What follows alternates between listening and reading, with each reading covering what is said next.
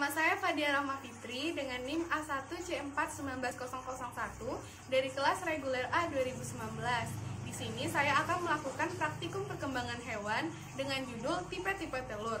Tujuan dari praktikum ini adalah untuk mengetahui tipe-tipe telur pada hewan vertebrata dan membandingkan antara beberapa spesies dengan tipe telur yang berbeda. Dasar teori dari praktikum kali ini yaitu, pada umumnya, hewan vertebrata memiliki telur sebagai salah satu alat perkembangbiakannya. Di sini, telur memiliki bentuk dan ukuran yang berbeda-beda tergantung tipe atau jenis dari hewannya. Seperti contohnya, pada katak maupun pada aves, tipe telur dan ukuran serta bentuknya itu memiliki perbedaan. Nah, perbedaan tipe-tipe telur ini bisa dilihat dari putellus atau yolk yang dimiliki dari telur tersebut. Telur dapat dibedakan berdasarkan penyebaran dari yolk atau kuning telur pada sel telur tersebut. Nah, tipe-tipe telur berdasarkan penyebaran dari yolk atau lesital pada telur tersebut dibedakan menjadi 4, yaitu ada tipe telur isolesital, ada tipe telur megalesital, ada tipe telur telolesital, dan ada tipe telur sentrolesital. Jadi, tipe yang pertama yaitu adalah tipe isolesital. Nah, tipe isolesital ini jumlah yolknya relatif tersebar merata dan sedikit jumlahnya, dengan nukleus atau inti sel yang berada di tengah. Tipe telur ini biasanya terdapat pada telur mamalia. Lalu, tipe telur yang kedua itu adalah tipe telur telolesital. Nah, tipe telur ini jumlah yolknya relatif banyak dan terletak di sitoplasma pada daerah vegetatif, di mana daerah vegetatif ini itu mengandung konsentrasi dari yolk tersebut, sementara inti sel atau nukleus itu berada di daerah yang berlawanan atau daerah lain selain daerah vegetatif tersebut. Nah, tipe telur ini biasanya terdapat pada amfibi. Lalu, tipe telur yang ketiga yaitu tipe telur megalesital atau teloextremlesital. Nah, tipe telur ini jumlah yolknya sangat banyak sehingga inti sel dan sitoplasma yang berjumlah sedikit terdesak ke permukaan atau bagian ujung atas dari telur. Nah, tipe ini biasanya terdapat pada aves ataupun reptil. Lalu, tipe telur yang keempat yaitu tipe telur sentrolesital, di mana yolk dan inti sel itu berada di bagian tengah dan dikelilingi oleh sitoplasma. Biasanya tipe ini terdapat pada telur insekta ataupun arthropoda. Selanjutnya ada bagian-bagian dari telur. Jadi telur itu terdiri dari beberapa bagian. Yang pertama itu ada cangkang telur. Cangkang telur ini memiliki banyak pori untuk pertukaran udara. Nah, di dalam cangkang telur itu terdapat selaput tipis, di mana selaput tipis ini berada di salah satu bagian ujung dari telur. Selaput tipis ini tidak melekat pada cangkang telur, sehingga nantinya akan membentuk rongga udara yang akan digunakan sebagai sumber udara bagi embrio. Lalu yang ketiga itu adalah albumin atau putih telur. Nah, fungsi dari albumin ini adalah untuk menjaga dan melindungi sel embrio dari goncangan ataupun bahaya lain.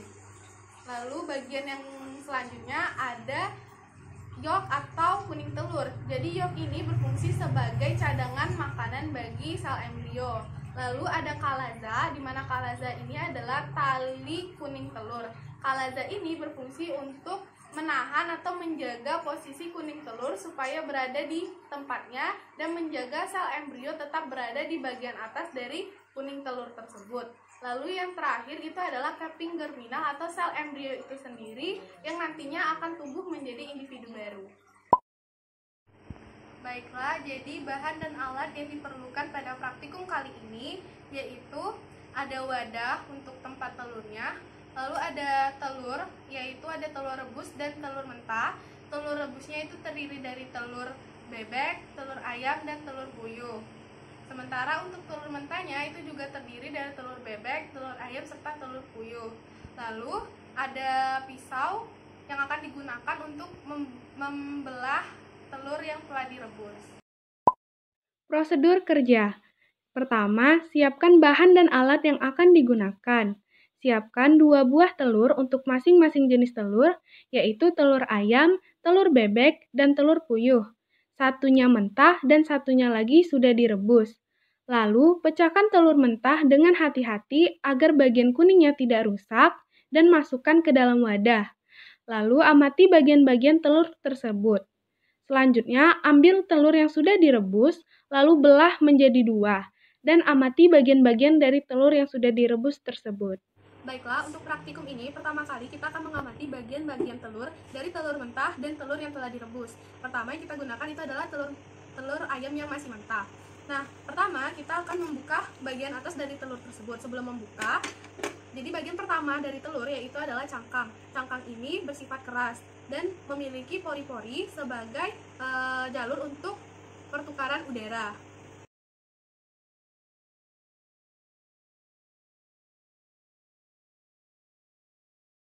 Baiklah, setelah cangkang telur dibuka sedikit, terlihat bahwa terdapat bagian cangkang telur, lalu terdapat membran cangkang telur yang melekat pada cangkang telurnya. Nah, setelah itu ada lapisan ketiga, yaitu lapisan albumin, yang mana lapisan ini adalah selaput bening yang melindungi telur. Nah, setelah telur dipecahkan cangkangnya, di sini bisa kita lihat bahwa pada cangkang telur itu terdiri dari ada cangkang telur, lalu ada selaput tipis berwarna putih ini yang merupakan membran dari cangkang telur. Nah, lalu pada telur yang telah dipecahkan ini, pada telur ayam yang mentah, itu terdapat bagiannya, yaitu yang pertama ada yolk atau kuning telur, lalu ada albumin. Nah, lalu di sini ada bagian putih. Nah, ini adalah kalaza. Nah, pada kuning telur ini terdapat yang namanya membran vitelin yang membungkus dari kuning telur tersebut. Pada kuning telur ini juga terdapat keping germinal yang nantinya merupakan sel embrio yang akan berkembang menjadi individu baru. Selanjutnya, saya akan menjelaskan bagian dari telur yang sudah direbus untuk telur ayam. Nah, jadi bagian itu terdiri dari pertama itu cangkang telur, lalu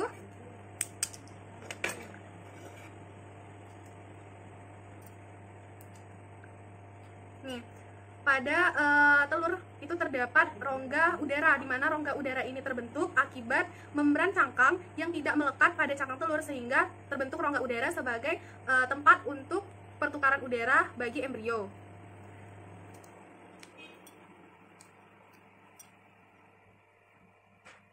Nah, ini adalah membran cangkang telur tadi yang tidak melekat pada cangkang telur, sehingga terbentuk rongga udara. Nah, di sini kita melihat bagian dari telur ayam yang telah direbus. Jadi bagiannya itu terdapat yaitu yolk atau kuning telur yang menjadi cadangan makanan bagi embrio, dan ada albumin di telur bebek. Jadi seperti yang kita tahu, yaitu bagian pertamanya itu terdiri dari cangkang telur.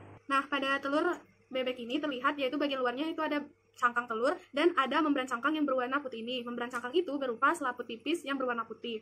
Nah, pada telur ini terlihat yaitu ada bagian yolk atau bagian kuning telurnya yang merupakan cadangan makanan bagi embrio. Lalu di sini ada albumin.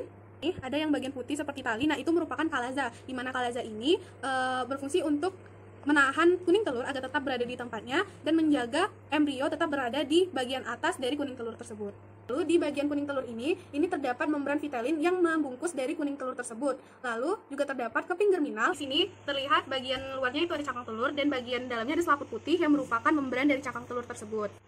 Nah, pada bagian bawah dari telur yaitu terdapat rongga udara, di mana rongga udara ini terbentuk karena membran cangkang itu tidak melekat pada cangkang telur, sehingga membentuk rongga udara sebagai tempat pertukaran udara bagi embrio. Nah, dari sini kita dapat melihat yaitu ada bagian putih telur, di mana bagian putih telur tersebut adalah albumin, lalu ada bagian kuning atau bagian yang merupakan yolk dari telur tersebut.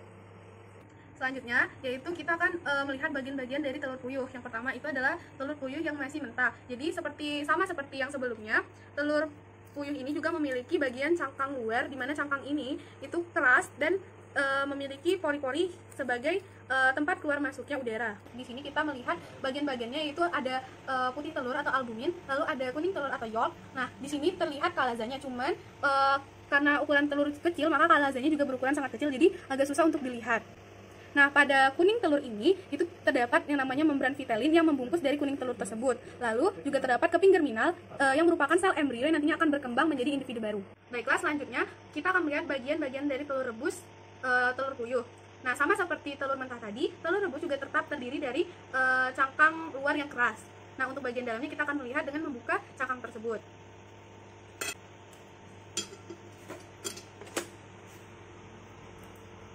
pada bagian dalam juga terdapat membran atau selaput putih yang berada di bawah cangkang. Jadi ini adalah telur puyuh yang telah dibelah dua. Jadi di dalamnya terlihat bagian dari telur tersebut, yaitu ada putih telur yang merupakan albumin dan ada bagian kuning telurnya yang berupa yolk. Telur ayam, telur bebek, dan telur puyuh merupakan telur unggas. Maka telur-telur ini memiliki bagian-bagian yang sama. Dari praktikum yang dilakukan, dapat dilihat bagian-bagian telur seperti, yaitu pada telur mentar terdapat cangkang telur yang berfungsi sebagai pelindung utama telur dari lingkungan luar. Pada cangkang telur ini terdapat pori-pori yang berfungsi sebagai jalan keluar masuknya udara. Lalu, ada membran cangkang yang berupa selaput tipis berwarna putih di dalam cangkang telur, di mana pada salah satu ujung telur, membran ini tidak menempel pada cangkang telur, sehingga membentuk rongga udara. Lalu ada albumin, yaitu bagian telur yang berwarna jernih dan berfungsi sebagai pelindung embrio dari goncangan.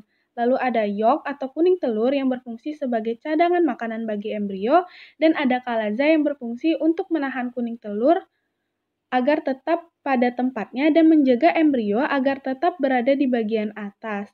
Sementara pada telur rebus itu hanya terdapat albumin dan yolk saja yang terlihat, serta cangkang telur dan membran cangkang telur. Berdasarkan literatur, bagian-bagian dari cangkang telur terdiri dari cangkang, kalaza, kuning telur atau yolk, putih telur atau albumin, membran vitelin, keping germinal, membran cangkang, ruang udara, dan selaput albumin. Nah, pada praktikum, keping germinal, membran vitelin, dan selaput albumin itu tidak terlihat. Lalu, tipe telur ayam, telur bebek, dan telur puyuh termasuk ke dalam tipe telolesital ekstrim atau megalesital. Telur dengan tipe ini memiliki jumlah yolk yang sangat banyak dan tersebar merata sehingga inti sel atau nukleus terdesak ke permukaan atau bagian atas dari telur. Nah, telur tipe ini biasanya berukuran besar dan terdapat pada telur aves.